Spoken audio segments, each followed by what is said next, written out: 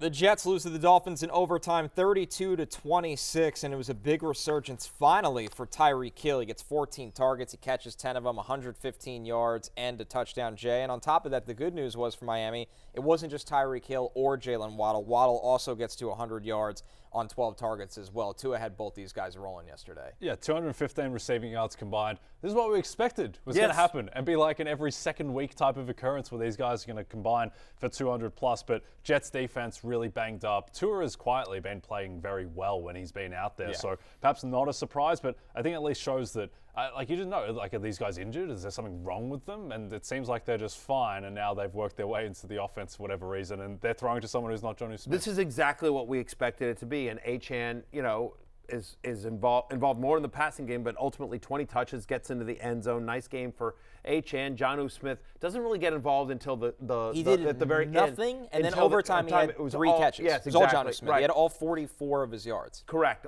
It was really all bizarre. the overtime. Really weird usage for Jonnu Smith given what he had been using. But we sort of, to your point, Jay, the box score ended up looking like this is what we thought the Dolphins' offense was going to be all year long. Tirico is the alpha. Jalen Waddle is a very strong wide receiver too. Jonnu Smith with some upside here, and the running back, whoever it was, whether it's Achane or Mostert. Mostert was ruled out. Jalen Wright gets a couple of things, but ultimately it's Achane's backfield. Yeah, that's the Dolphins. And to your point, I think Tua has been and will continue to be a QB1. Like a top 10 QB. He's been that over like the last 5 weeks, and I think he'll continue that into the playoffs as well.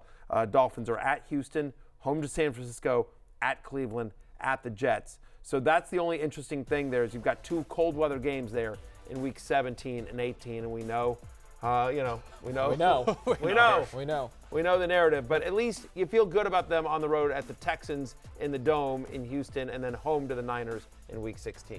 Yeah, and a weird game, guys, where Tirico Hill and Jalen Waddle, the Dolphins' top 2 wide receivers, get to 100 yards. Same thing for the Jets. Devontae Adams and Garrett Wilson each get to Devontae 109 yards. He gets the touchdown, more importantly, Matthew. Garrett Wilson doesn't get a touchdown, but has 114 yards. Yeah, I mean, Rodgers' maybe best game as a J. He looked really good in this game. He looked really good. This was a fun game. This was an entertaining game, better than I think you would have thought heading into it. It was very entertaining. Very entertaining. I did think Rodgers looked good. Both the wide receivers looked good. Over the last 4 weeks, Davante Adams, despite the Jets' struggles with Stites, the inconsistency with Aaron Rodgers, over the last 4 weeks, Davante Adams is averaging 18.9 fantasy points per game with a 28% target share. He's the 8th best wide receiver in fantasy football in the last month. Garrett Wilson, 3rd straight game with a 25% target share. Again, what we were just saying with Dolphins, this is what it was supposed to be. Yeah. It was supposed to be Adams and Wilson. Once Adams came over to the team, this is what it was supposed to be. I think the more interesting storyline from this game on the Jets side of the ball is the running backs. And shout out to you, Connor, who you said last week, guys, Isaiah Davis is going to be a thing.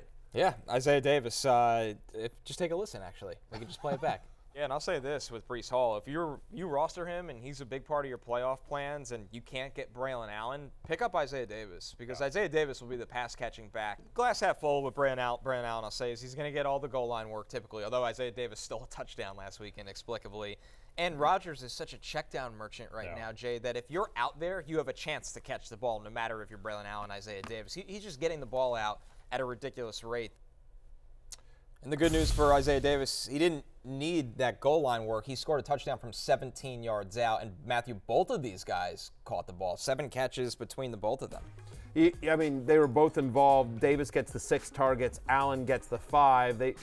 Look, Rodgers ultimately threw it almost 40 times, 39 pass attempts for Aaron Rodgers. But you see it there on your screen. It was really an even split. 15 touches for Braylon Allen with 11 rushes, 4 receptions, and then 13 touches for Isaiah Davis. So, I mean, really just almost like a 55-45 split here in the backfield. And, Connor, I guess moving forward, do you think this is how it's going to be? I know the Jets have said publicly we're not shutting down Breece Hall.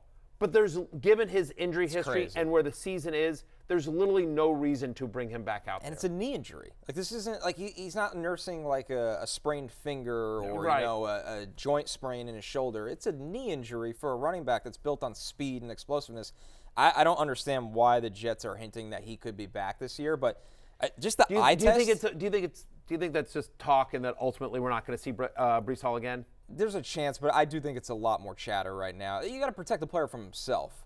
Yes. Breece is one of the most passionate players in that locker room. He wants to play. Of course. He doesn't care if we're out of the playoffs or not. Like we play football, we want to win each game. Doesn't matter. Yeah. But I think they need to step in and protect the player from himself. Yep. I do think one takeaway from this game is that, and we were speaking about this before, is that the Jets might be a little frisky down the stretch in terms of Wilson, Adams providing value. I think Rodgers probably wants to be out there. Like Rodgers, in theory, is kind of playing for it's a job audition next that season. and numbers. Yeah, and for his numbers as well. So, yeah, I think the Jets thought that season might just kind of wither away. They play some big games down the stretch. They play Buffalo in Week 17, these type of matchups, so the Jets may be heard from a little bit. Yeah, the sneaky factor, Olu Fashanu, their first-round pick, has taken over for Tyron Smith. He's been, I know it's crazy to say about a Hall of Famer and Tyron Smith, he's been 8 levels above him. Like Rodgers is just sitting back there with the left side, perfect protection.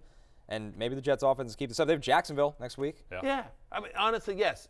I mean, a lot of people, not just Rodgers, but a lot of people, the coaching staff and some of the players on that team are auditioning for jobs next year. You know what I mean? So they all want to play. Like, I mean, is Devontae Adams back with the Jets next year? Like, I mean, you know, there's a lot of questions. A lot again on the coaching staff. You mentioned the offensive line as well. Alan Lazard. Like, there's guys, you know, that playing for jobs elsewhere. That are playing for jobs elsewhere. Yeah. They want to put good football on tape. The Jets are 3-point favorites in Jacksonville. Famous last words, but I think the Jets cover -3. Yeah. There's the better team than Jacksonville right now. Yeah, and they're more incentivized to win. Yeah. Yeah. Anyway, but going forward, I mean, like we'll talk more about Isaiah Davis tomorrow, I'm sure. But I would rank him ahead of Braylon Allen. Wow. Yeah. I thought the eye test, he just looked more explosive. Yeah. Braylon Allen's a nice, power back, but Isaiah Davis, he just looked much more natural in every aspect of their offense. Hey, it's Matthew Berry from NBCSports.com and RotoWorld.com, and I want to thank you so much for watching whatever it is you just watched, or if nothing else, being too lazy to click out of the autoplay after this video started, after whatever it is you actually wanted to watch finished. But now that you're here, I'd like to take a moment here to ask you respectfully now, okay? I'm asking you respectfully to subscribe to the NFL on NBC YouTube channel. You'll get the latest RotoWorld fantasy news headlines, all sorts of great shows, including my own Fantasy Football Happy Hour. So go subscribe now. Again, I'm asking respectfully.